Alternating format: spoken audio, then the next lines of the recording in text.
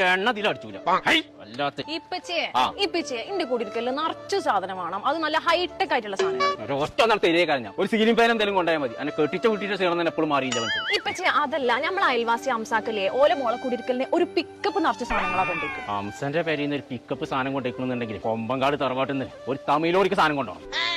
അത് എന്റെ മാപ്പിളുടെ ഇടയിൽ മെയിൻ ആകാനല്ല, ഞാനും അംസിയുള്ള വാർത്ത. എന്താ കിടക്കാതെ കാര്യം പറയണേ.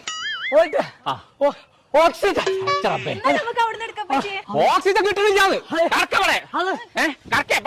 ഞാൻ തരാം. കുട്ടിന്റെ ശ്വാസം പോകാൻ നേരത്തെ എന്റെ കുടിക്കലുള്ള സാധനം വാങ്ങലും.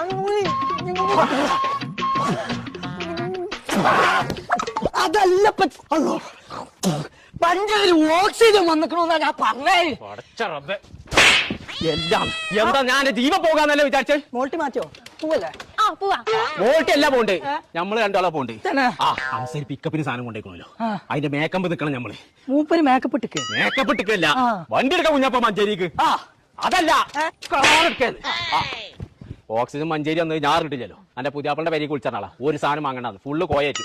സാധനത്തിന്റെ പീറാൻ കെടുത്തില്ല.